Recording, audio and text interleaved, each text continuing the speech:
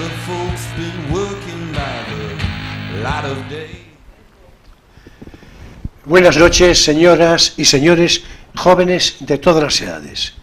Bienvenidos un sábado más a Crisol de Cultura, el programa que precisamente los sábados por la noche celebramos en Televisión Ferrol. Saludos cordiales a todos cuantos nos siguen a través de Internet, con particular afecto a nuestros espectadores de Hispanoamérica. Y bien, un comentario previo que en realidad es una salutación de homenaje al propio programa, o sea, puro narcisismo, pero yo creo que muy justificado.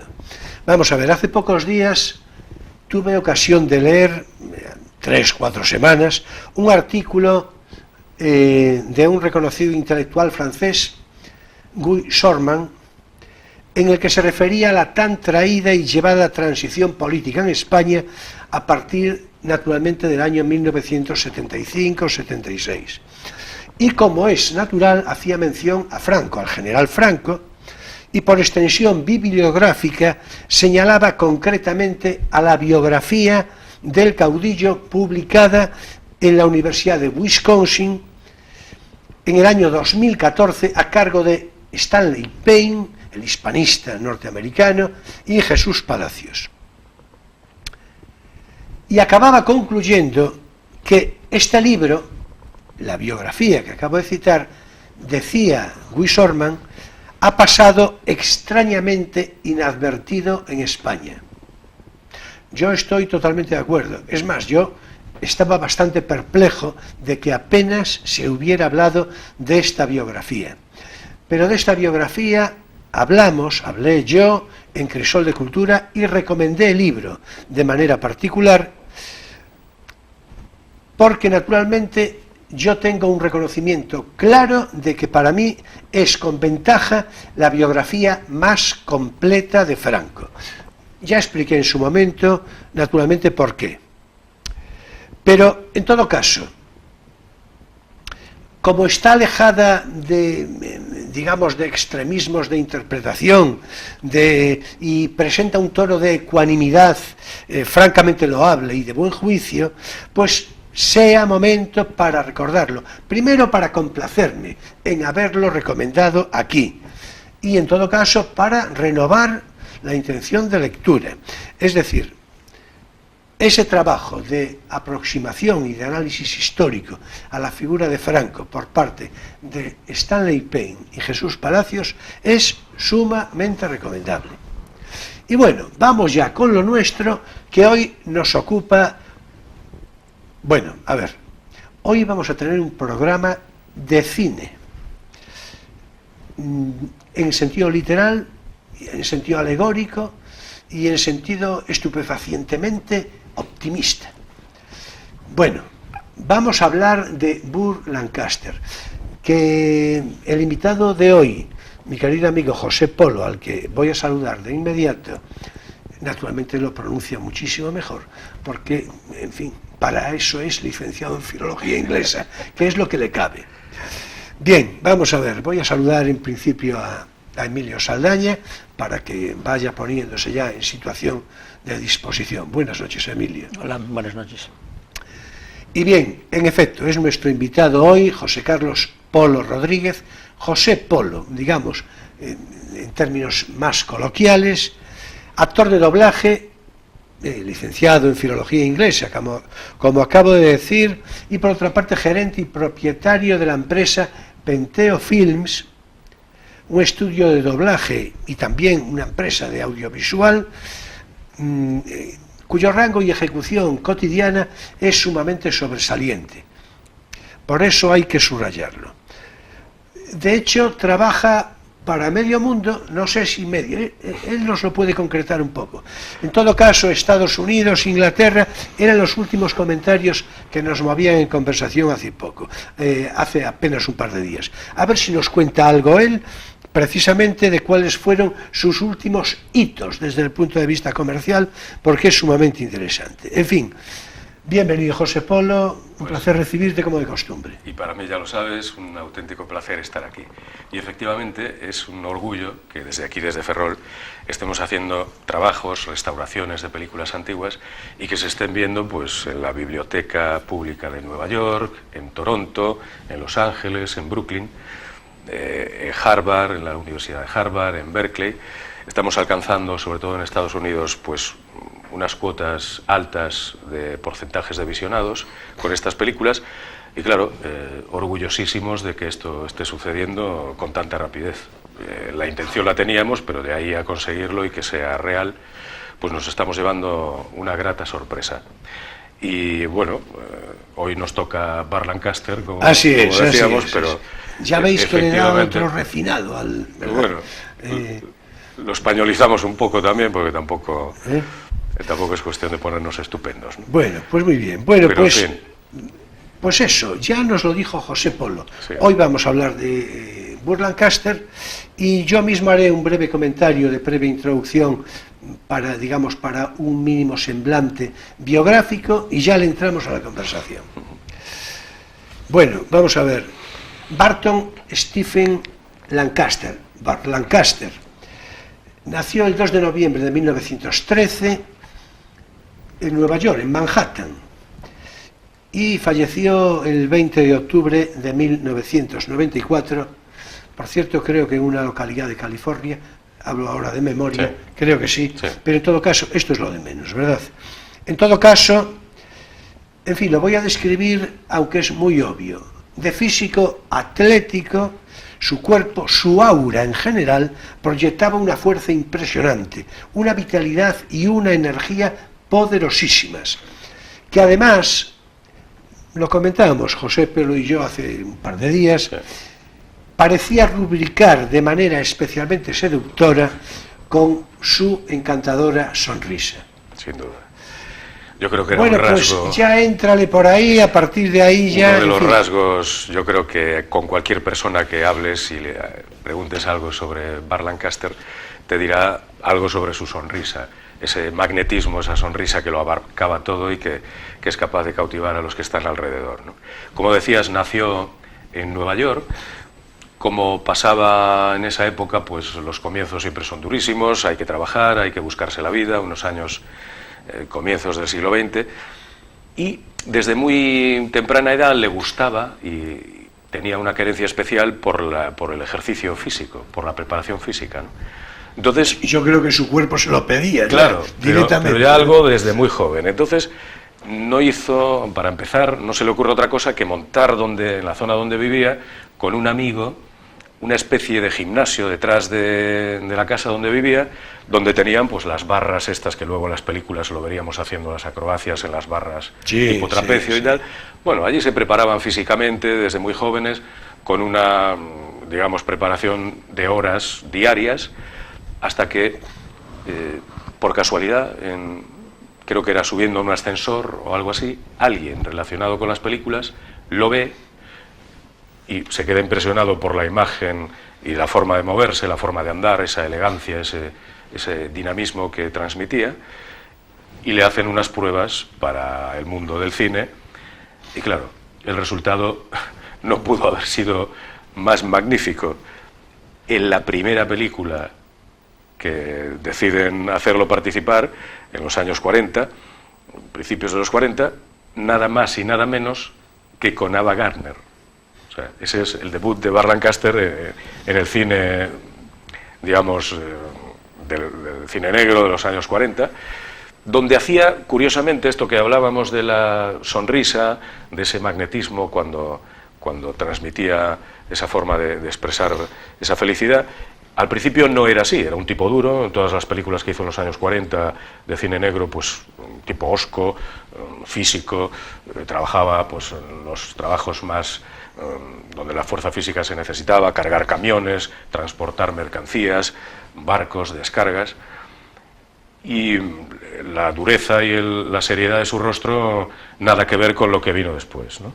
Entonces tenemos ahí películas, pues eso, como pues la primera del 46, Forajidos, Fuerza Bruta, otra magnífica película de cine negro, una que me encanta, Es una película que esto daría también para otro programa, con Joan Fontaine, Sangre en las manos. Joan Fontaine, pues eso, creo que la película es del año, la tenemos por aquí, del año 48.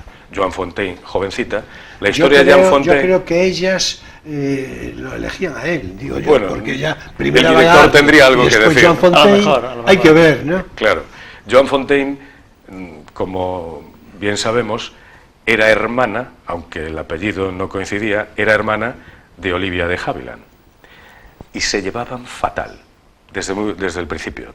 De hecho, Joan Fontaine adoptó el nombre artístico de Joan Fontaine por parte de la madre.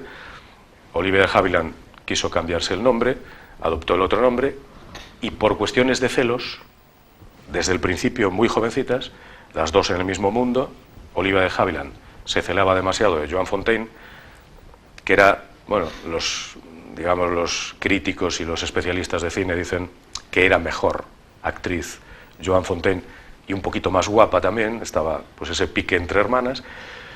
Algo pasó gordísimo que hasta día de hoy hay un montón de biografías, hay libros publicados sobre el tema. Por cierto, Olivia de Havilland, que sigue viva, tiene 102 años. Yo creo que con Kirk Douglas debe ser de los pocos que quedan del clásico. Sí, bueno, justamente. Pues, hace buena pareja. Ya te digo. Generacional. Pues sí, hasta el día de hoy no ha confesado cuál fue el problema real. Cada vez que le hablan de su hermana no dicen ni mu, y desde muy jóvenes no se hablaban directamente. Pero bueno, decíamos que Burt Lancaster en esa primera etapa participó en estas películas de tipo duro, de cine negro, hasta que yo creo que ahí comenzó el cambio radical. Cada película y cada nuevo reto para él era algo como un cambio de registro, buscaba no, digamos, encasillarse en un tipo de cine rudo y duro, y llega El halcón y la flecha. Sí, justo. Esa película yo creo que marca un antes y un después en la vida posterior. Por seguir la estela de mujeres con Virginia Mayo. Con Virginia Mayo, claro, es que, claro, con el físico 1,85 m, ese portento, esa manera de moverse. Yo creo que eso lo iban marcando. Bueno, deja que nos diga algo. No, yo iba a decir, tengo entendido que había trabajado en el circo, claro, antes de... Efectivamente. Del cine, ¿no? Antes de entrar en el cine, él comenzó a trabajar con un compañero que luego él llevó al cine. Sí, Burt Lancaster, en el final de sus días, cuando murió en California, después de varios ataques y apoplejías, no quería que lo visitaran, porque después de haberlo visto, como lo veías en las películas, a él le daba mucha rabia que lo viesen, pues no podía hablar, estaba en una silla de ruedas, y comentaba desde el principio que él mantuvo los únicos amigos a los que permitía hacerle visitas.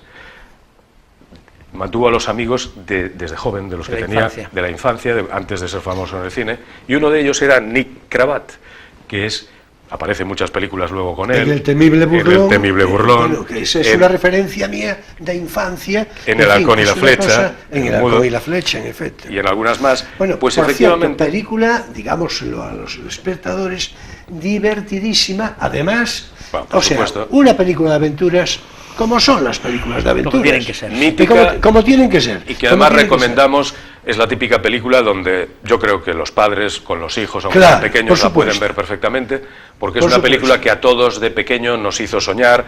Veíamos la película en la tele, salíamos a jugar, jugábamos a esas acrobacias que veíamos. Yo recuerdo en el fotogramas concretos. Y como yo estoy completamente seguro que muchísima gente. Sí. Yo es que recuerdo fotogramas porque, claro, eran sobre todo con la participación del mudo. Del mudo, sí. Claro, ese tándem que venía, como bien dice Emilio, venían del circo con una preparación física espectacular, unas acrobacias, no tenía dobles, era uno de los primeros actores del cine.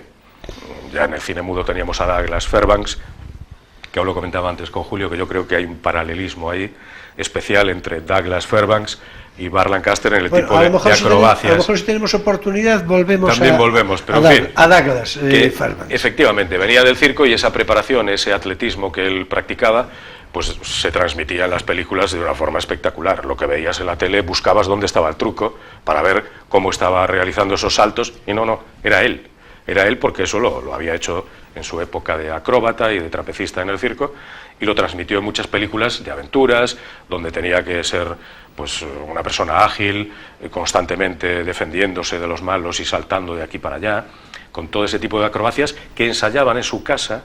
Llegaba a los platos, tanto Nick Cravath como él, las coreografías de los momentos que tenían juntos en las películas, los ensayaban en casa, lo llevaban preparado y claro, dejaban a los especialistas y a los cámaras boquiabiertos porque no se esperaban algo así ni en broma. Bueno, por cierto, se ha de decir aquel famoso Technicolor. El Technicolor, Decir, esos tonos, que es irrepetible. En efecto, dices bien, ya el calificativo es ese. Ya lo iba a decir yo, ya lo dijiste tú. Irrepetible. Y además, para quienes lo conocimos, una novedad, es pasar de blanco y negro. Y a día de hoy, yo creo que podemos, como a cata ciega, bueno, ciega no, que no es el caso, ciega no, pero, ¿verdad? Yo creo que, en fin, no nos dan cinta por bordón, no. Si nos dicen, a ver, ¿cuál es el Technicolor y cuál es que sí. Está claro. Sí, tiene una impronta, tiene un sello. Incluyendo los programas de mano, que también tenían casi aquel ese tono cromático, desvaído. aquel tono cromático, ¿no? Eso, bueno, fíjate, eso estaría bien recuperado. Eso es una concesión a la nostalgia, ¿no? Sí, pero bonito. Esos programas todos los recordamos, esos bueno, programas de mano. Vamos a ver, por dar un salto, y yo creo que aquí ya le puedes entrar tú un poco más a fondo, ¿no? Bueno, y en las siguientes, por supuesto. Pero en el año 53, a reserva de que tú puedas decir otra cosa, pero en el año 53 va a rodar una película espléndida, reconocida, histórica y desde luego con una escena por entonces tórrida, pero hoy en todo caso mítica, de cierto corte sexual. Mira por dónde, que hace un par de días está por ahí el Día de los Enamorados, ¿no? Es decir, bueno, de aquí a la eternidad, de Fred Zinnemann, con el trasfondo de Pearl Harbor, y la magnífica, yo creo que esplendorosa como pocas veces, Deborah Kerr. En efecto. En efecto. Bueno, que también anda por ahí un Montgomery Clift, que no es el caso de hoy, pero en fin, Frank Sinatra incluso, Frank Sinatra, Donna Reed, otra, pero bueno, pero sobre todo Deborah Kerr, en efecto, que es la que nos lleva, es decir, a la escena croqueta de la playa, ¿no? Es decir, ¿verdad? Bien, y que por cierto, le dice... Creo que recuerdo bien, le dice una frase literal, dice: nadie me había besado nunca como tú.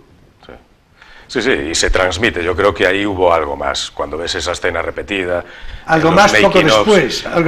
Claro, yo da la impresión, o si no, eran muy buenos actores, que desde luego lo eran, ¿no? Pero hay una pasión en ese beso. Sin duda, es que se transmite. La postura, la playa de fondo, el mar... todo el trasfondo de la película. Esa es yo creo que además esa es una peli, así como decíamos que El halcón y la flecha y todas estas películas de acróbata, El temible burlón y alguna más, marcaron un giro del cine negro de tipo duro al cine de aventuras, con La sonrisa, que fue donde primero empezó a destacar la sonrisa de Burt Lancaster en El halcón y la flecha. A partir de aquí a la eternidad, yo creo que empezó a buscar películas que le diesen un reconocimiento de: yo no solo soy un atleta, no solo tengo este físico, sino que además soy un gran actor que puedo representar cualquier tipo de papel. Hombre, y de hecho el sargento Milton Warden, me parece que era, ¿no? Yo creo que es un sargento muy aseado, quiero decir, desde el punto de vista de la puesta en escena, de la estética, yo creo que sí, y desde luego la relación con Deborah Kerr, que por otra parte era la mujer del jefe, es decir, que claro, siempre le sobreañade un plus incentivador, es decir, ¿no? Es un reto, claro. Y yo creo que a partir de ahí ya buscó otro cine como más profundo, más psicológico, de corte un poco más interno, más del alma, películas, y ya empezó la tendencia hacia ese tipo de cine. Otra obra magnífica El hombre de Alcatraz, yo creo que esa también es insuperable. Por supuesto. Es que además lo que pasa es que ya son unos añitos después. Sí, un poquito más. Casi 10 años después. En los 60. En los 60. ¿Ves? Ya se nos puso filosófico. ¿Ves? Claro. ¿Ves? Mira, ya va buscando. Mira, 1962, además El hombre de Alcatraz, que es una reflexión importante sobre la prisión, el castigo. En efecto, yo creo que sí. Yo creo que antes conviene citar todavía alguna que es de las que patrocinaba Emilio, digo patrocinaba, evocando el Burt Lancaster del circo, ¿no? Sí. Trapecio, bueno, por supuesto. Gina Lollobrigida. Claro, con Gina Lollobrigida.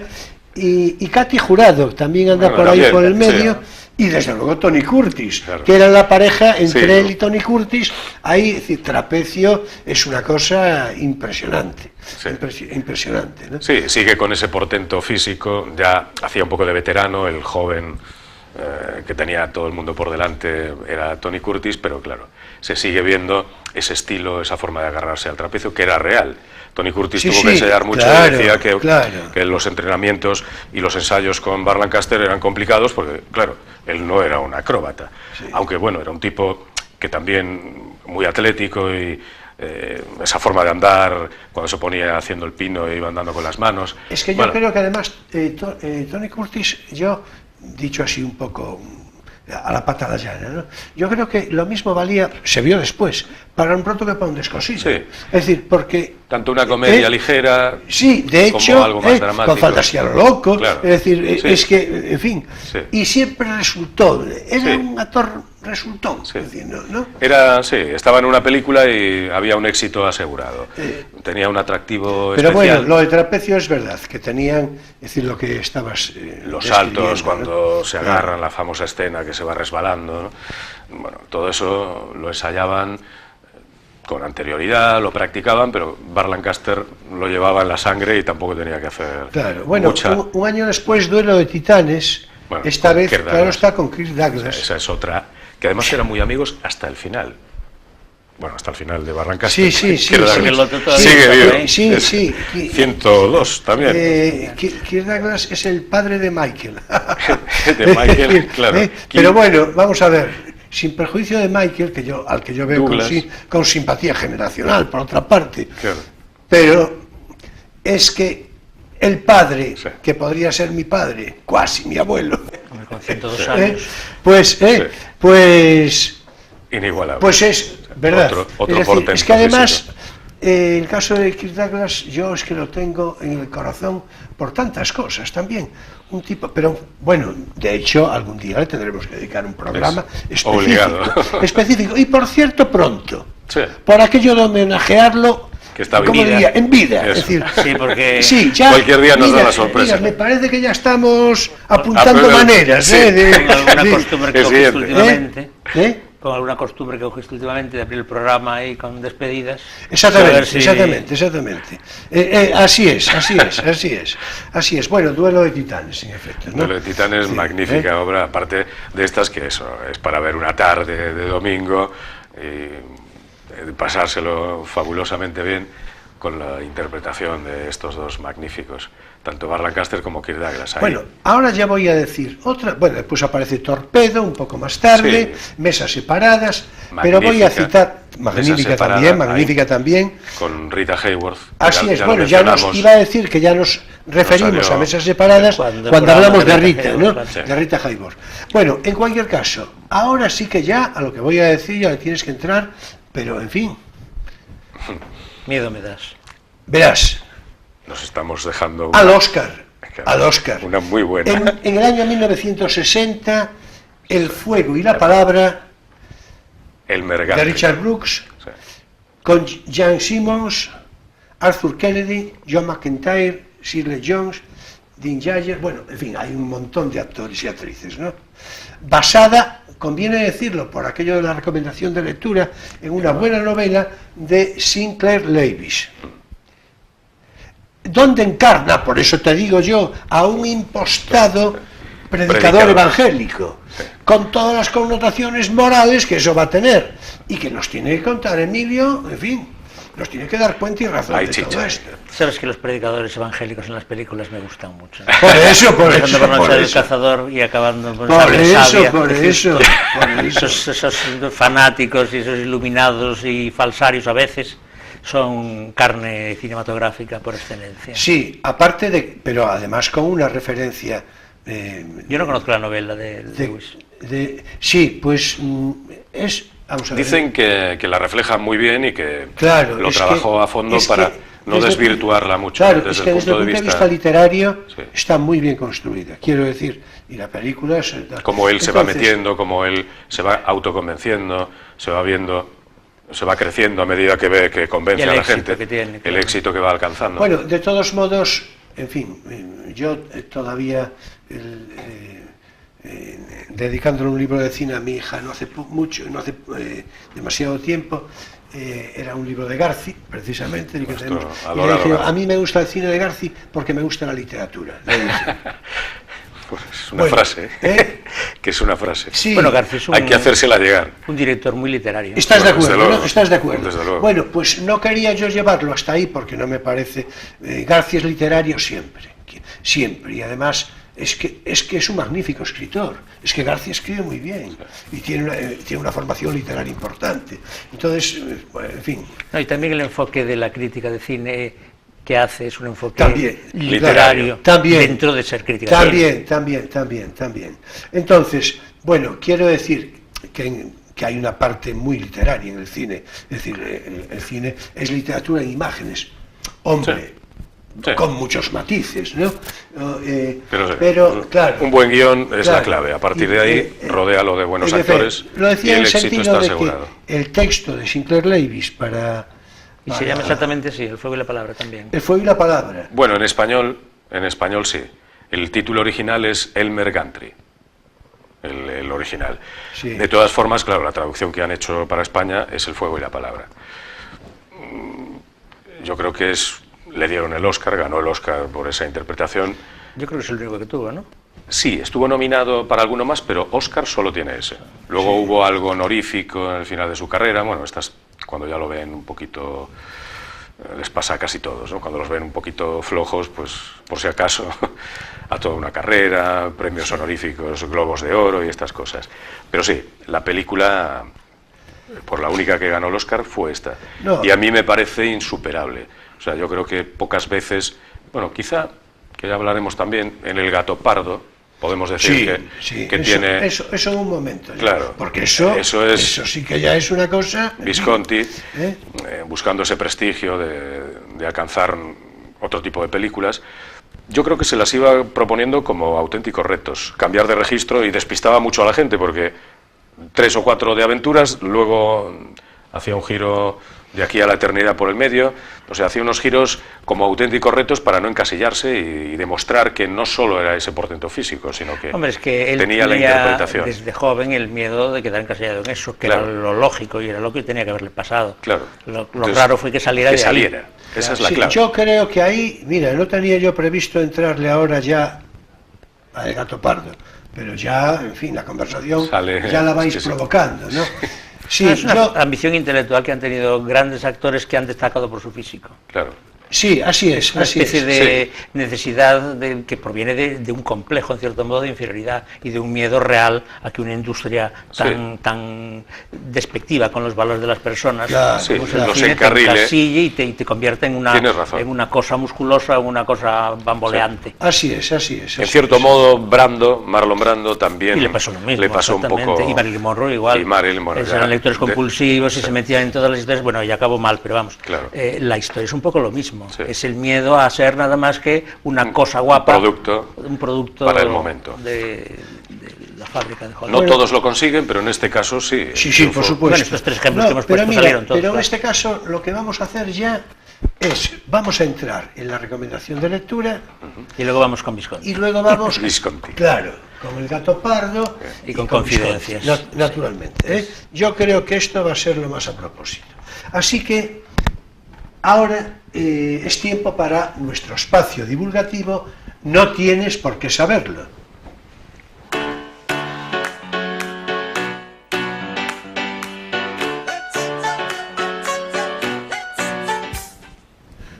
Bueno, y hoy, en nuestra recomendación de lectura, le voy a preguntar a Emilio, sí, porque yo me voy a echar un tiempito hablando de mi libro, contrariamente a la semana pasada, que lo hice de una manera mucho más breve. Pero hoy, y tengo que decir que tenía previsto hacerlo de una manera un poco más resumida, creí que sí, pero después analizándolo un poco más por dentro y tal, dije, no, hay cosas que debo de comentar, que me parecen de comentar, y se hizo un poco más amplio. Si lo tuyo es más breve, pues... Sí, no tanto por la brevedad, pero es verdad que estamos entrando en una especie de pauta en la que yo traigo un libro que tiene que ver con el programa de otra semana y tú traes un libro que tiene que ver con el programa actual con el que estamos. Entonces, en tu caso, el libro es de cine y en mi caso, el libro es una historia natural del amor que tiene que ver con el pasado recientemente. Bueno, vaya por delante que yo esta regla la transgredo en cualquier momento, sí, porque a mí lo que me gusta es la transgresión. Sí, tú eres, es decir, sí, no, es una vena iconoclasta. Exactamente, exactamente. Pues bueno, eso, como fue hace poco el Día de los Enamorados, yo me traigo una historia natural del amor, que no es precisamente un libro muy romántico, que digamos, porque es un libro de ensayo y bastante... No es duro de leer, pero muy documentado y muy... Está muy bien escrito porque esta señora es una mujer, Diane Ackerman, trató el tema este del amor en la historia, el amor en la cultura, el amor en la literatura, el amor aquí y por allá, primero a modo de microensayos en las revistas en las que escribía y después al final se decidió a juntarlo todo, a organizarlo todo en un libro, que le salió un libro potente, porque al fin y al cabo son pues 420 páginas o 422 páginas de una letra regular, o sea que es un libro muy considerable. Y en realidad es eso, una historia natural del amor, que es una historia del amor pues en la cultura, el amor en fin, la literatura, el amor en la música. Es un libro muy ambicioso y muy interesante. Ella escribió antes otro libro muy famoso también. Y bastante singular también, ¿no? Sí. Sí, quiero decir, hombre, hay precedentes naturalmente, pero quiero decir, con esa orientación, con ese enfoque. Sí, hombre, se podría parecer un poco al de Denis de Rougemont, El amor y Occidente. Sí. Este es quizá más amplio de enfoque. Y otro, el amor en los pueblos primitivos, otro que hay también. Sí. Bueno, ella escribió antes un libro que se llamaba Una historia natural de los sentidos, donde va pues por la vista, tal, haciendo una especie de historia entre la biología, la cultura y la historia, y muy interesante, y de ahí viene un poco pues el encargo de este libro y por supuesto el paralelo del título de Una historia natural del amor.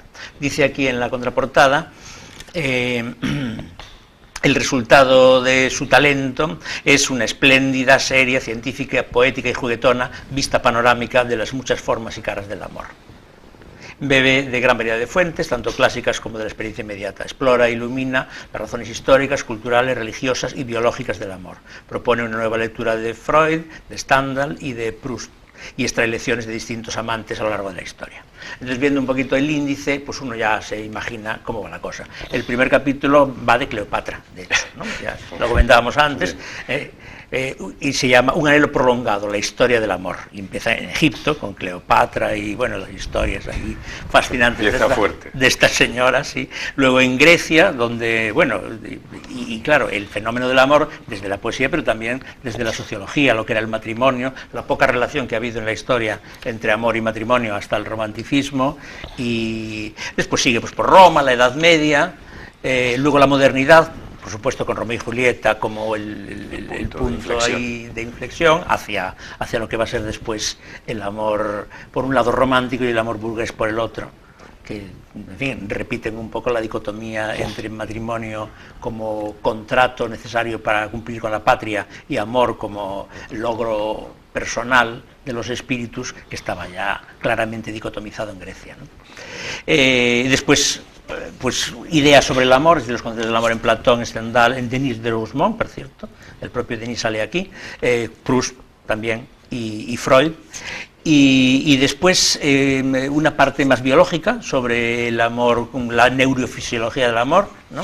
La evolución del amor, el amor como estrategia adaptativa, el amor desde el punto de vista de la evolución de las especies. En fin, es un libro amplísimo y desde luego muy interesante y muy ameno de leer, porque es lo que le ha hecho un libro bien vendido, claro. Si fuera muy espeso, muy bien escrito, ya lo decías. Escrito, es verdad, sí. Algún párrafo que sí, alguna cosa he leído por aquí, que sí, me leíste hace un momento, sí. Ya se ve que, en fin, que tiene una clase literaria importante, ¿no? Sí. Mire, por ejemplo, esto. Ningún compositor personificó mejor la pasión de la época romántica, se entiende, que Beethoven, un hombre impetuoso y arriesgado que escribió una música de vanguardia cargada de majestuosidad y de organizado desconcierto. Limitado por los rigores de la música tradicional, vertió su propia ira, su furor y su lucha interior en su trabajo. Bueno, yo creo que este párrafo... Claro, el tono de todo el libro. Sí, yo creo que este párrafo ya se ve que estamos ante alta literatura. Abelardo y Eloísa, pero la al página 98, tiempo... todos están aquí. Y se aguanta de pie. Sí. Bueno, eso es tu destreza, es tu habilidad. Bueno, el libro está en anagrama, que bueno, ya no hace falta explicarlo, y es un libro, el original es del 94, pero la edición que tengo yo es del 2000, o sea que no es un libro tampoco tan... Bueno, y por otra parte, anagrama siempre es una garantía de traducción, sí, anagrama, de buena traducción, ¿no? Colección Argumentos, que es esta, la que es oscura, que es claro. Una colección de ensayo, toda. Así es. Prácticamente siempre sale bien. Bueno, pues vamos entonces con lo mío. El mío ya, lo de aguantarse es más complicado. Pero sí, bueno, también. Yo creo que debe de ser la presencia ascendente de la psicología de Emilio, que ya lo mantiene ahí. Bueno, lo voy a dejar aquí para que resulte pedagógico y todo esto, ¿verdad? El cine republicano español, 1931-1939, por José María Caparrós Lera, editado por Dopesa. Esta es la primera edición del año 1977. Viene ilustrado con fotografías, de una manera complementaria, y es sumamente interesante como referencia de documento histórico. Las películas a las que se refiere, o sea, todas, vienen con sus fichas respectivas, muy interesante. El arranque del texto aparece con una cita de Raymond Carr que dice lo siguiente: la República, la Segunda República Española, claro, la República representó un proceso global de politización durante 5 años. Para bien y para mal, incorporó a la gran masa de españoles a la vida política. Bueno, un poco para mal debió de ser con el final que tuvo, pero esto ya sería otra lectura. Cine republicano que el autor, Caparrós, sitúa en las dos zonas porque dice así: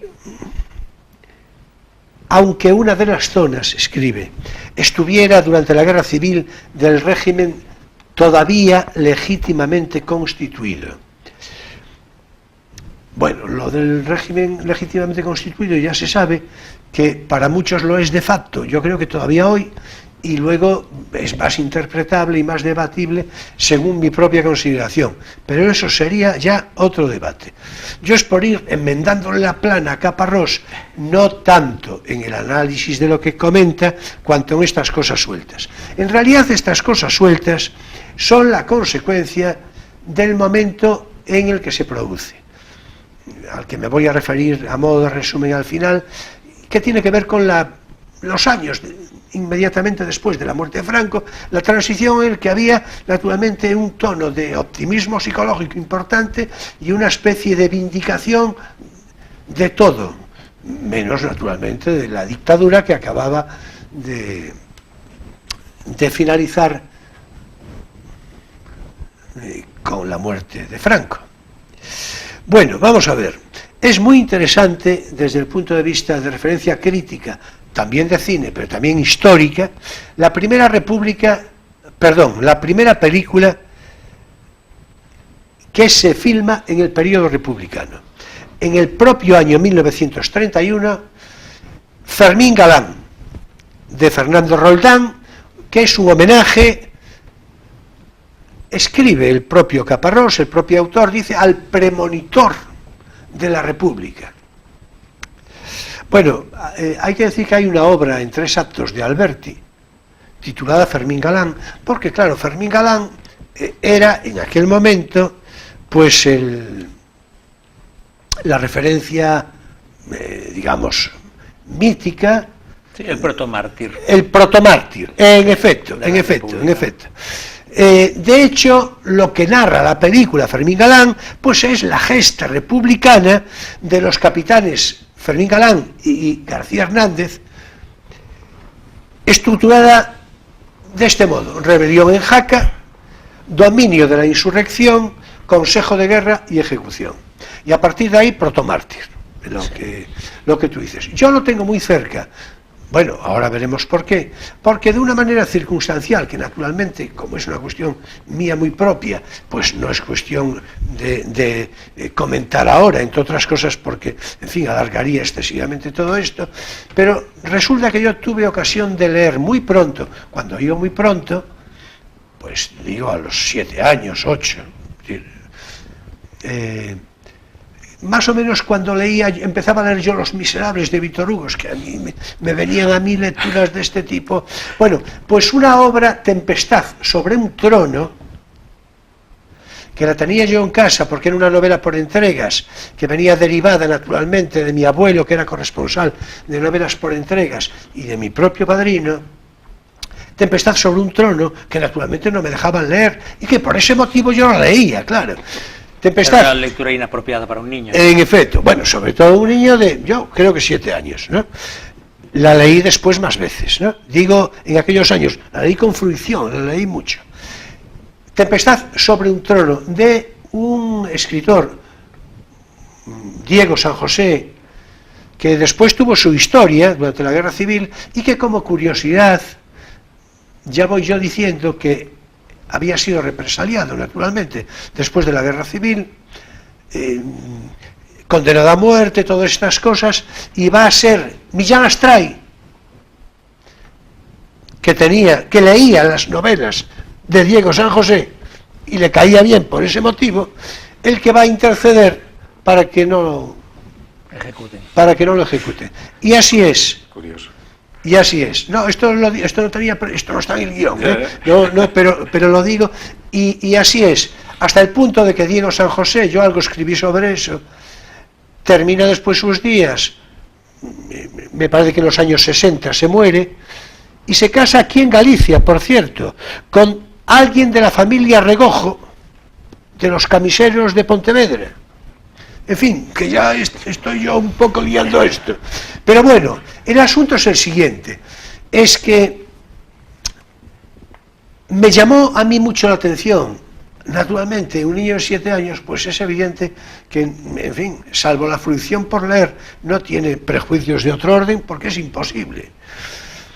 Y a mí me llamó mucho la atención cómo el libro mostraba, además en un recuadro, porque era un libro laudatorio de Fermín Galán.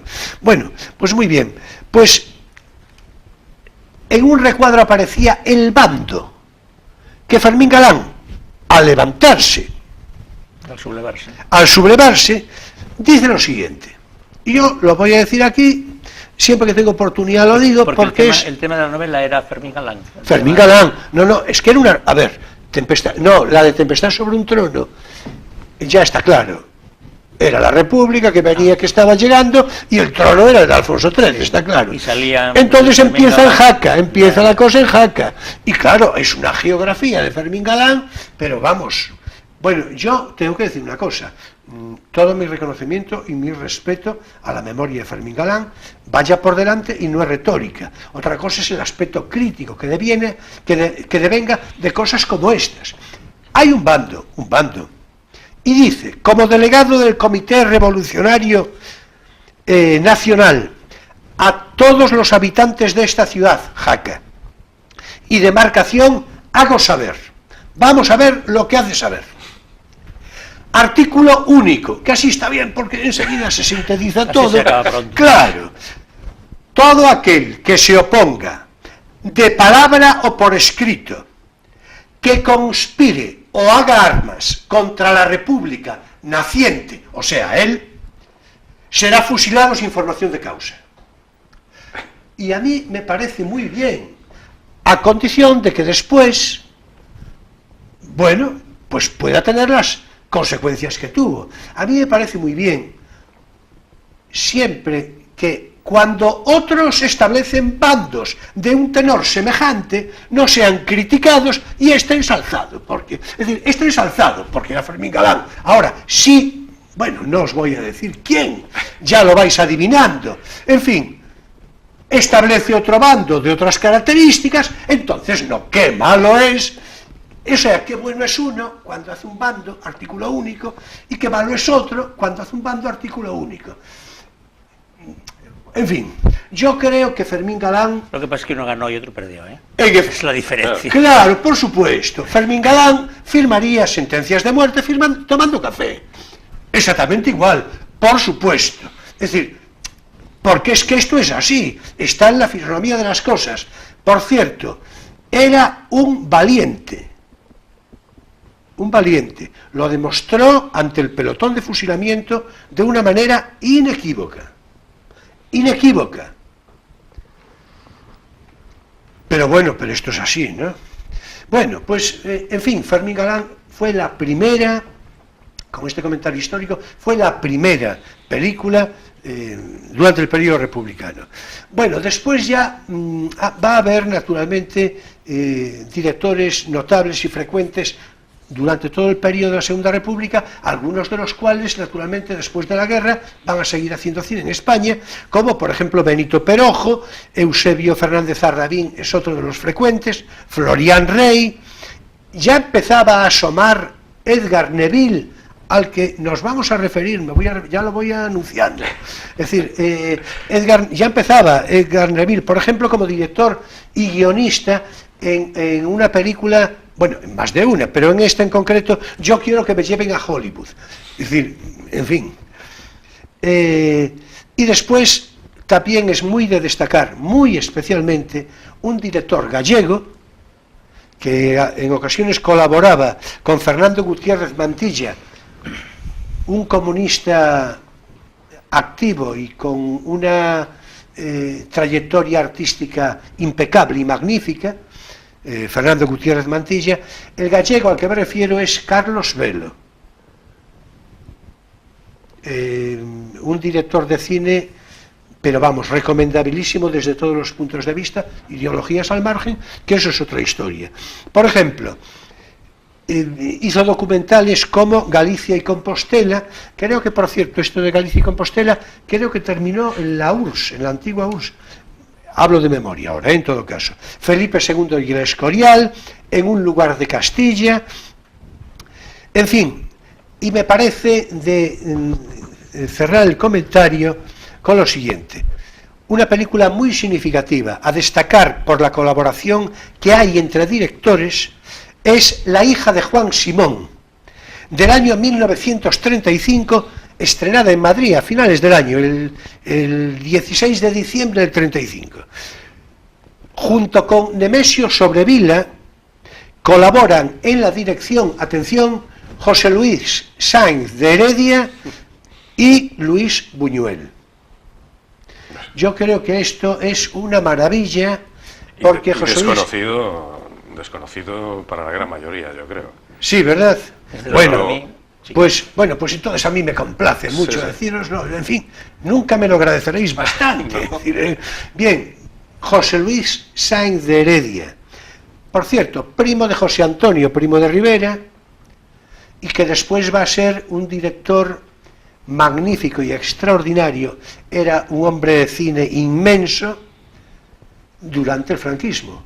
La película, el documental Franco ese hombre, es él el que, y la película Raza también anda por ahí. En fin, en todo caso, era un hombre de cine inmenso.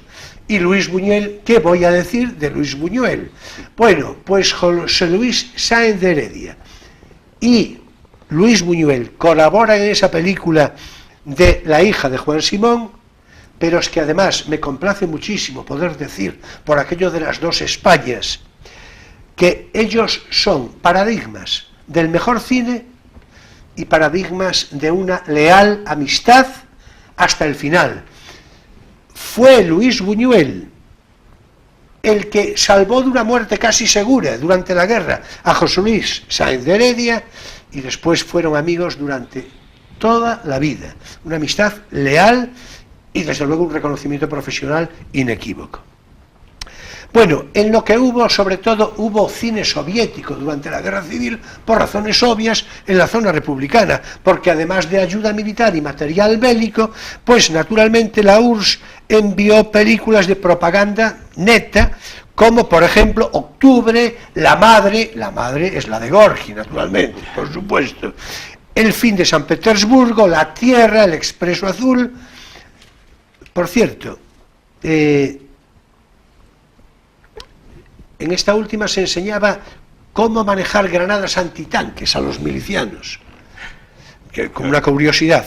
Pero la más interesante, Chapayev, el guerrillero rojo, esta era la película favorita de Stalin, y es la que tuvo un mayor predicamento, una mayor influencia entre los combatientes republicanos. Chapayev, el guerrillero rojo. Bueno, en fin, yo creo que lo dije casi todo. No, voy a decir algo que me parece que es imprescindible decirlo. Y tú me dirás, ¿qué te parece? Aunque ya lo supongo.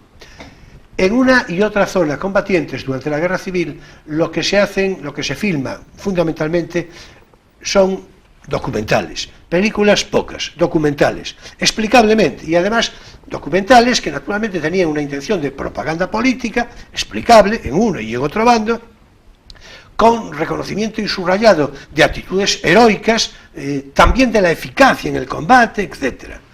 Bueno, pues atención, entre estos documentales me parece de subrayar, por su carácter a mi juicio desde luego atroz y significativo de tantas cosas, que, atención, uno de los documentales de la zona republicana lleva por título Bombardeo de la Catedral de Barcelona. A mí me parece una cosa tremenda. Es decir, es que me parece que porque hay un bombardeo y naturalmente se filma a un fin concreto, es decir, al fin concreto de exhibir el bombardeo. A mí me parece que la catadura, las referencias éticas y morales que devienen de esto es una cosa, bueno, y religiosas, pero bueno, eso ya tiene que ver con las referencias de fe, ¿no?, de cada cual. Pero es que me parece tremendo, es decir, bombardeo de la Catedral de Barcelona.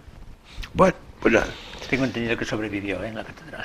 Sí, por cierto, es un documental breve, claro, es que si no, es que si fuera algo más ya no sobreviviría. Ya no, es decir, creo que son 7 u 8 minutos o 9, algo así, ¿no? Pero terribles. Bueno, en fin, en consecuencia, recomendabilísimo este libro como reconocimiento expresivo, primero, de la estadística cinematográfica de la España del periodo republicano, con sus derivaciones e interpretaciones propagandísticas. Y segundo, porque este libro, la verdad es que este libro es un ejemplo muy vivo del optimismo, ya dije algo más o menos hace un rato, volcánico de la transición, de su efervescencia y naturalmente, en consecuencia, de su ímpetu revisionista, un poco resabiado y, ¿cómo decir?, imaginativo también. Porque se estaba en la convicción de que se estrenaba un aire de libertad inédito, y eso era cierto Manon Tropo, solo Manon Tropo, pero todavía no lo sabíamos, y hasta aquí nuestro espacio divulgativo. No tienes por qué saberlo.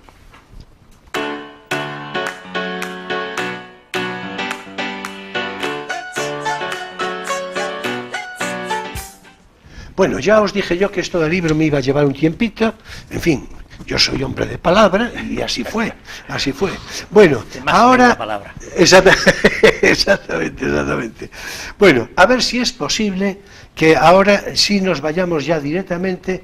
Estamos hablando del Gato Pardo, estaba ahí el ambiente. Sí, vamos a claro, iba a decir yo, y ya lo comentáis vosotros, vamos a ver, Claudia Cardinal, Alain Delon, también por el medio, en fin. Casi nada. Y, por cierto, antes hablábamos de la novela de Sinclair Lewis, hay que decir que El gato pardo está naturalmente inspirado en la magnífica novela de Tommaso di Lampedusa, de principios de los años 50, ¿no? O sea, en fin, que tiene unas referencias históricas y literarias muy notables. Bien, pues vamos a ver.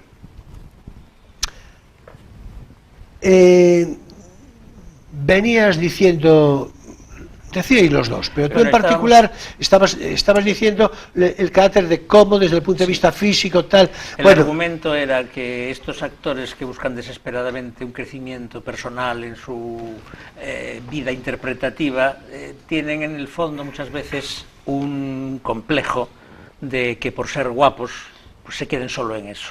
Y entonces buscan, por ambición, papeles más dramáticos y retos, digamos, actorales. Sin duda, sin duda. Y él es un ejemplo de esto, como Brando o como Monroe. Así es, así es. Y yo creo que en este caso fue inequívocamente Visconti el que lo hizo actor. Sí. Es decir, Visconti, esto es conocido por otra parte, le dijo, a poco de empezar la grabación, le dice, no, usted se tiene que olvidar, usted tiene que ser don Fabricio. Sí. O sea, sí, y a partir de ahí, tuvo que dejar de ser Lancaster, naturalmente, para ser don Fabricio, ¿no? Y cobrando menos de lo que era el caché habitual. Es decir, estos actores, como decía Emilio, estaban, en el caso de Burt Lancaster, dispuestos a bajar sus honorarios para adquirir ese prestigio y absorber esa solera de directores como Visconti, que le daban ese prestigio de no solo es el atleta pero es el mismo que hace cabriolas. Robert Redford hace lo mismo. Claro. Hace también colaboraciones con películas, incluso llegan, y Lancaster igual, a financiar algunas películas que les parecen interesantes, pero que van a ser un poco independientes, les llamaríamos hoy, porque les ofrece una oportunidad de demostrar unas dotes de actores que de otra manera, pues, el público no conocería. Así es. Bueno, yo creo que la mayor parte de los espectadores habrán visto la película El gato pardo. Sea momento para revisitarla en su caso, y si no, para verla por primera vez. Con calma, larguita. Sí, con calma, pero para degustarla, ¿no? Sí. Claro. Hay que decir que además tiene un componente importante desde el punto de vista filosófico, ¿no? Eso de cómo un noble italiano, en fin, con su posición social, económica y demás, las tropas de Garibaldi llegan a Sicilia, toman Sicilia, y a partir de ahí se trata de que... Bueno, es un tema muy viscontiniano, es el ocaso de un mundo, que por cierto era el su mundo familiar, porque Visconti es de los Visconti Sforza, de Milán, es decir, una nobleza que se remonta a la Edad Media. O sea, se trataba de que todo... Y lo que muestra, lo que muestra es la caída de la clase aristocrática y el ascenso de la burguesía. Claro. Lo que había pasado un poco antes en Francia, y estaba pasando ahora, ahora, en el momento de que refleja la novela en la Italia de Garibaldi. Claro, en realidad es el arte y el disimulo, más o menos con unas derivaciones y unas consecuencias, ya se verá, pero el arte y el disimulo de que todo haya de cambiar para que todo haya de seguir igual, para que nada cambie. Para que nada cambie, justamente. Sí. Bueno, lo iba a decir yo al revés. Justamente, esa es... Que traición el subconsciente. Exactamente. Esa es la intención y la filosofía de la película, ¿no? Y tiene momentos memorabilísimos, naturalmente. Lo que pasa es que la perspectiva la perspectiva de Visconti no es exactamente la de Lampedusa. Lampedusa es un señor conservador y Visconti es un raro noble comunista, con lo cual ahí se produce un cierto decalage, que dirían los de Calle. Yo digo que la inspiración es la novela, claro. Bueno, el pretexto, ¿no? La obra de decadencia uno lo ve desde dentro y el otro lo ve desde dentro como algo que es inevitable, pero que es la nostalgia tal, y el otro lo ve como algo que desde dentro también, porque es todavía más noble que el otro, sin embargo tiene un germen ahí de progreso histórico, por decirlo en términos marxistas, porque el auge de la burguesía es el preludio del triunfo del proletariado. Hay que recordar que Marx alaba lo revolucionario de la burguesía en su momento ascendente, como un momento de la necesidad histórica para que después eso caiga y acceda el proletariado al poder. Tal, un compañero de viaje del... Bueno, un prólogo, un paso necesario anterior, claro, una especie de de... la pupa para que la mariposa luego...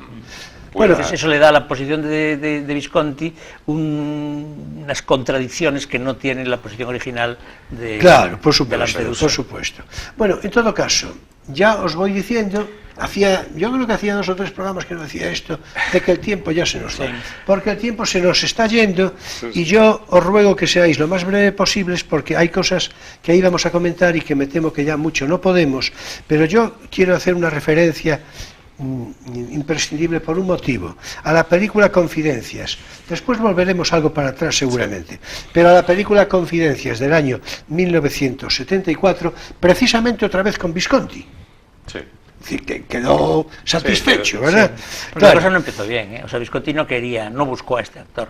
Visconti quería a Marlon Brando o a un ruso que no me acuerdo cómo se llamaba, y la empresa Productora. La productora no lo quiso, le impuso a este. Entonces Sí, la cosa bueno, no empezó pues, bien. Y luego la cosa empezó lo fue mejor, llevando. se entendieron, él le dijo eso de que usted lo que tiene que hacer, pero luego al final Burlancaster lo que decía es: yo he hecho bien de Fabricio porque he imitado a Visconti. El modelo que yo cogí para Don Fabricio era Visconti. Claro. Bueno, pues en la película Confidencias tengo interés en subrayarlo por un motivo. Primero, porque renueva la dirección de Visconti, y después porque trabaja con una actriz, Silvana Mangano, que es un fetiche, una actriz fetiche de los años 50 y Visconti 60. especialmente. ¿Eh? De De Visconti Visconti. especialmente. Sí, de Visconti especialmente. Y vamos a ver, yo como homenaje a Silvana Mangano voy a ver si realización... ¿Pero a cuál? ¿A la Mayorata de Arroz Amargo o a yo quiero, la señora decadente de La muerte en Venecia? Voy a ver si nos ponen a Silvana Mangano no interpretando, sino cantando El negro zumbón. Ay, sí. Es decir, cantando Entonces Mayorata, El todavía. negro zumbón. Antes de su acceso a la Hoy no se podría aristocracia, poner. ¿no? Yo creo que en esta referencia del negro zumbón y los movimientos de Silvana Mangano, Zumbones también ellos. yo creo que hay que decir que es del año 1951, o sea, cuando todavía éramos libres, es decir, digo las sociedades, ¿no? Desde Los prejuicios. nunca se es del todo, ¿no? Bueno, Pero- cuando todavía no había la corrección política. Claro, a eso me refiero, sí. Conocido. Es que Porque es una hay cosa que- tan pesada, tan tostón, ¿verdad? Y desde luego tan estúpida. Pero en fin, eso ya es otra. Cualquier día le dedicamos un programa que lo merece, o 2, u 3, que diría el castizo, a la corrección política, ¿verdad? Bueno, antes que Confidencias, tenemos varias, entre ellas El nadador. Sí, El nadador. es una película curiosa. Es una película curiosa. del Yo te ruego, 68. tienes que ser muy breve, porque no Bueno, tenemos tiempo. En primer lugar, Pero sobre yo esa creo que sí. película, aparte de la temática, doblaje magnífico. Yo creo que la mejor voz que dobló, dentro de la parte que me toca, la mejor voz para Lancaster fue Ángel Mari Baltanás. Lo dobló en El fuego y la palabra, bueno, en muchas otras, pero aquí también en El nadador. Y es una película curiosa, muy morbosa, donde además toca un tema... La niña, La ¿no? niña, La niña. bueno, hay una relación con la niña que hoy en día, en determinados horarios, yo creo que no permitirían, por lo que transmite, no por lo que se ve, que no se ve nada fuera de tono, pero... Lo importante pero es lo que sugiere. Lo que Siempre sugiere. es- siempre lo que sugiere. De un tipo que se dedica a ir por las fincas de los potentados y de la gente que tiene una Eso cantidad de supongo dinero. que tendrá una interpretación, ¿no? Sí, claro. Porque a primera vista es una cosa un poquito absurda. Sí, lo que es el planteamiento es muy El absurdo, señor sobre vaya todo por porque ahí. descoloca, que vaya pasando de finca De en finca, finca en finca para nadar en bañándose, las- dándose un chapuzón en la piscina, iba pasando de una, pasando de otra, y claro, el hilo conductor es la relación que va teniendo con todos los vecinos y todos los conocidos. Sí, el trasfondo es el que no está nada mal. Claro. La idea previa es entre extravagante y surrealista, en el sentido sí, coloquial, ¿no? ¿no? Sí. Pero alcanzó un éxito considerable en su momento y sigue siendo también, yo creo que, una de las películas destacadas cuando se recuerda la filmografía de Barrancaster. Bueno, y ya por último, relativamente cerca de su fallecimiento, o sea, unos 15 años, más o menos, una película de cierto interés que yo creo que merece la pena citar es Atlantic City, de 1980, de Louis Malle, ¿no? Sí, ya muy mayor. Con Susan Sarandon y te decía de Michel Piccoli, ¿no? El actor francés es un actor ambiguo que siempre hace papeles... Sí.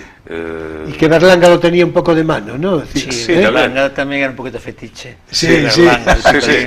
Un actor curioso, pero que le da ese caché y le da esa interpretación que descoloca. No sabes muy bien qué pensar, esa ambigüedad que transmite. Es un actor llamativo en ese sentido. Así es. Bueno, y dígase por último, porque tenemos que cerrar ya, que su última y definitiva película lo fue Campo de Sueños, en 1989, de Phil Alden Robinson y con Kevin Costner, ¿no? Como una referencia conocida. Muy mayor, ya estaba un poquito tocado. Sí. Pero aún así, cuando lo oyes hablar, aunque sea con la voz un poco quebrada, ya con esa edad, sigue llenando la pantalla y yo creo que se come a Kevin Costner en la mayoría de las escenas. Sí, bueno, no, sin duda. Solo la presencia y la forma de mirar. Eso, la presencia. Con esos ojitos casi ancianos. En todo caso, como ya que tenemos que terminar, si queréis decir algo de manera complementaria, uno u otro, pero muy breve, tiene que ser muy breve. Así, pasándole un vuelo a todo este repaso que hemos hecho, yo creo que es uno de los actores de la historia de Hollywood imprescindibles, como muchos otros de los que hemos tratado, con ciertos paralelismos entre la capacidad física para representar los papeles.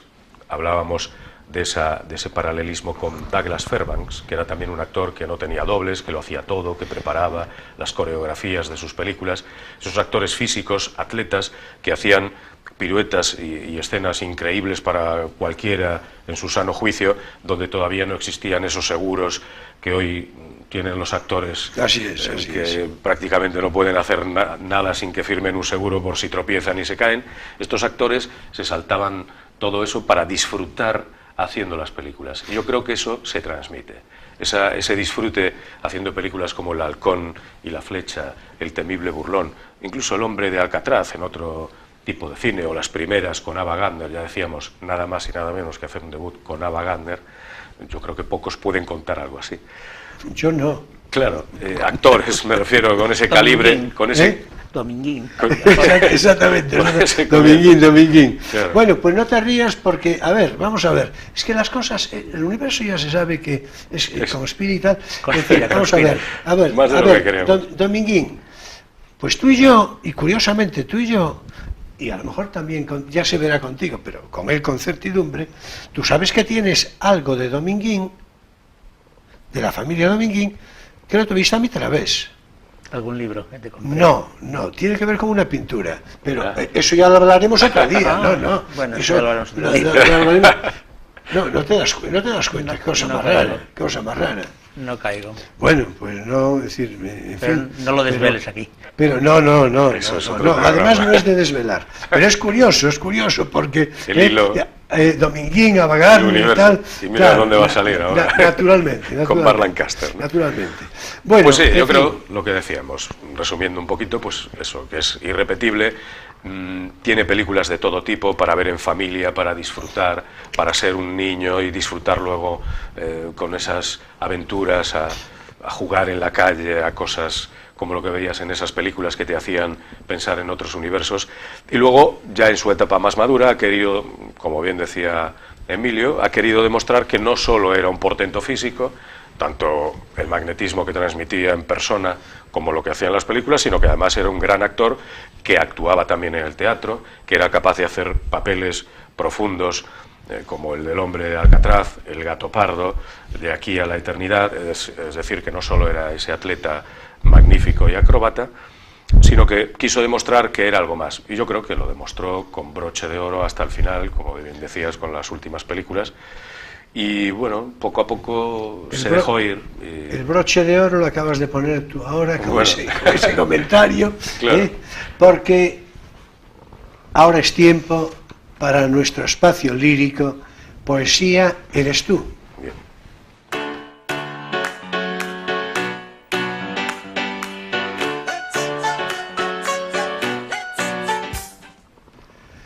Bueno, y hoy, como alguna otra vez, naturalmente la poesía no es algo que necesariamente sea versificado y con rima y todo esto, ¿no? Ya sabemos, hay prosa poética, hay concesiones variadas, y esta es una de esas concesiones más o menos de corte interesante que Emilio no sabe, que no tuve oportunidad de comentárselo, pero sí José Polo, que ya me apresuré a hacerle algún comentario porque sabía que le iba a gustar.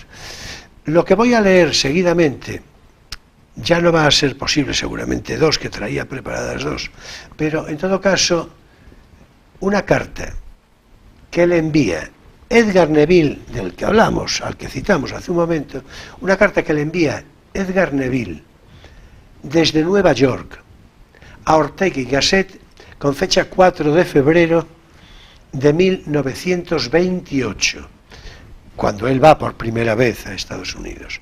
Yo creo que es muy interesante en todos los sentidos. En fin, aparte de que está escrita de una manera suelta, con calidad literaria, etc.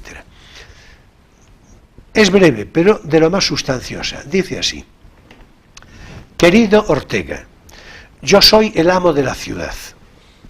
Por 5 céntimos la recorro por arriba o por abajo, rodeado de negros maravillosos en su melancolía, y de caballeros que las prefieren rubias, con un año de El Sol, el periódico El Sol, debajo del brazo.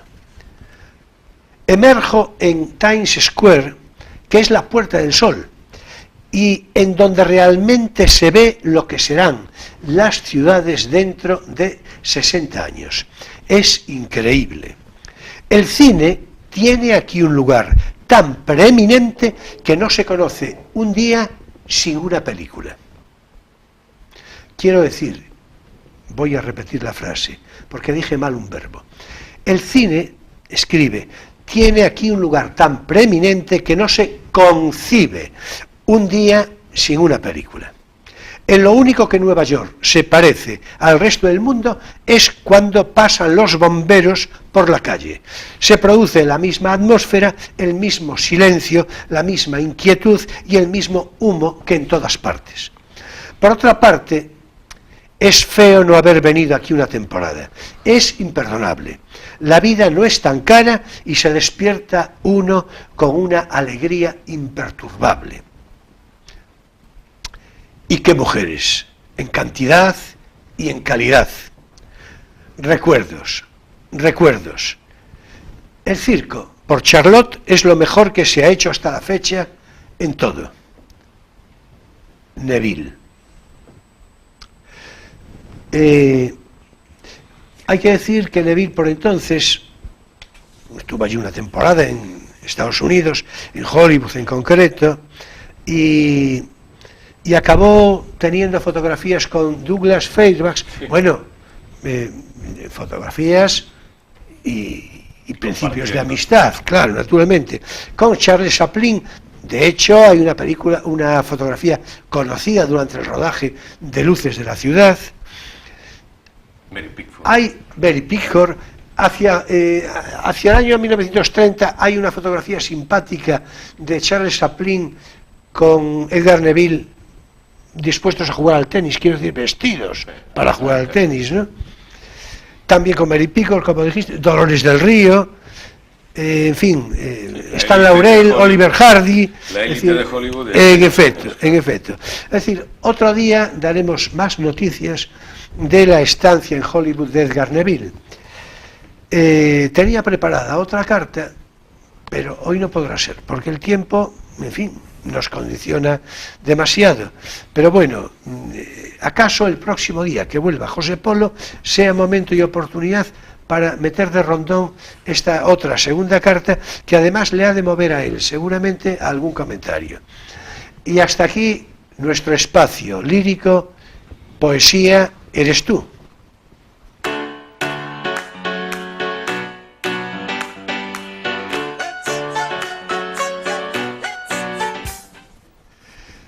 Bueno, finaliza también aquí, claro, Crisol de Cultura en este sábado 16 de febrero de 2019.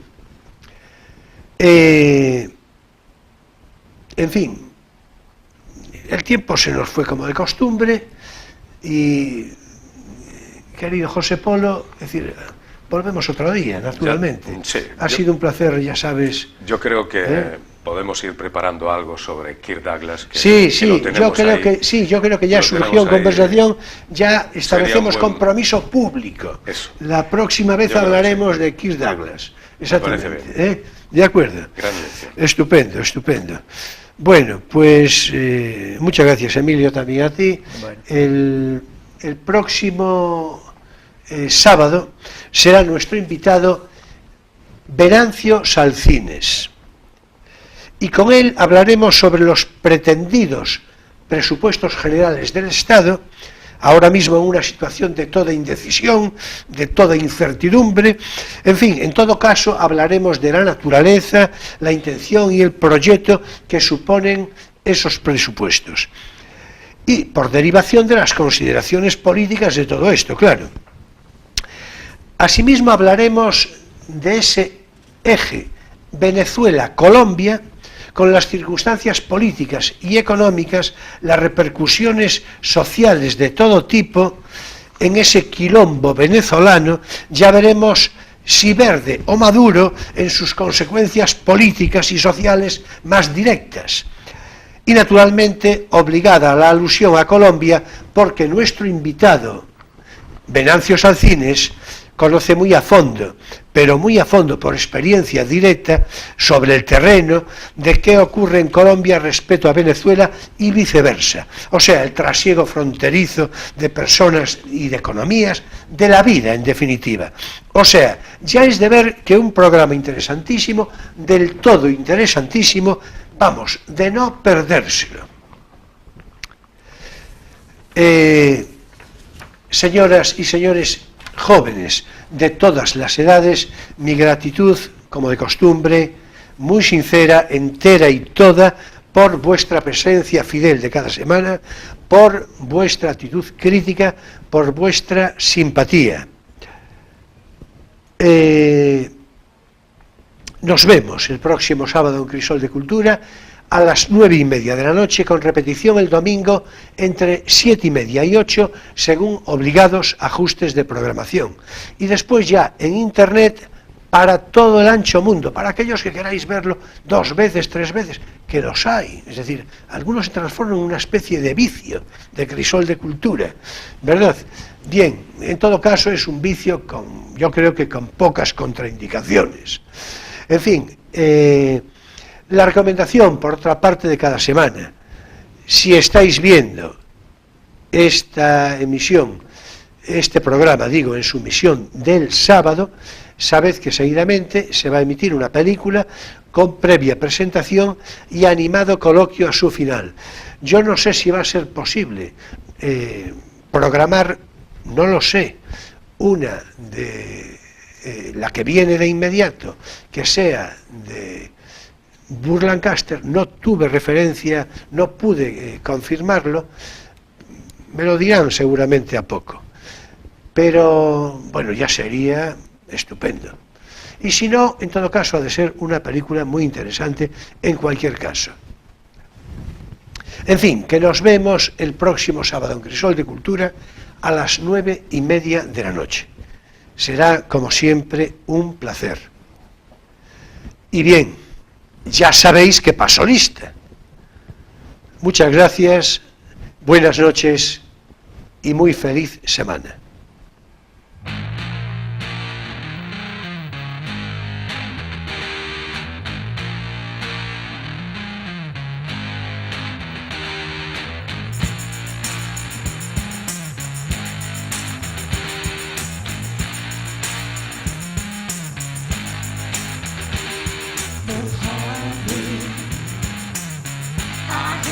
Tiro